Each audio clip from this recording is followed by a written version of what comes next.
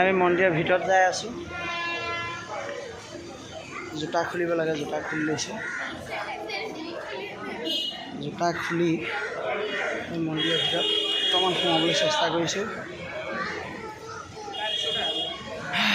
মন্দিৰৰ ভিতৰলৈ সোমাই অহা জেগাটো ধুনীয়া।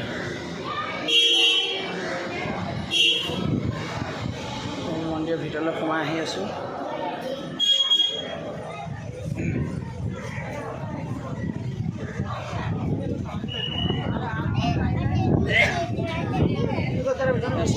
আমাৰ পিছফালে এখন মন্দিৰ।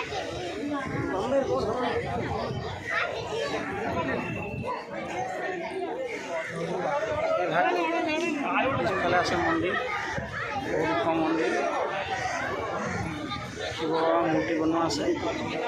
যথেষ্ট মানুহৰ ভিৰ, ফটো আৰু ৰিলচ, চবেই ফটো বনোৱা ৰিলচ বনোৱা ব্যস্ত। সাগৰৰ নিচেই কিনাৰত সুন্দৰ এয়া চব হাৱা মাৰিয়ে থাকে। খালি নাৰিকল গছ।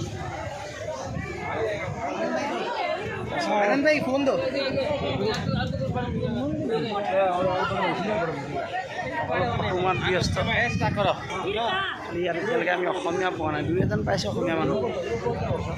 নাৰিকল গছ ইয়াত ফেমাছ আৰু নাৰিকল গছৰ কাৰণে। আমি এটা নাৰিকল ইয়াৰ পৰা লৈ পেলাই আমি খাইছিলোঁ। ইয়াৰ পানীটো আমাৰ তাতকৈ বহুত বেলেগ, বহুত ধুনীয়া, বহুত সোৱাদ। আপোনালোকে আহিব, কিন্তু ইয়াত নাৰিকল নোখোৱাকৈ নাথাকিব। ইয়াত আহিব, এয়া চাওক শিৱ মন্দিৰ। ইয়াৰ পাছতে আমি যাম সাগৰৰ পাৰত। বহুত মানুহ একেলগে বহি থাকে তাত, সাঁতোৰে। অৱশ্যে আজি আমি কাপোৰ কানি লৈ আহিবলৈ নহ'ল নামিবৰ কাৰণে, কিন্তু অলপ পেণ্ট কুচাই ল'ম, তথাপিতো নামিম। তাতে আপোনাৰ ভিডিঅ' বনাম, চেষ্টা কৰিম।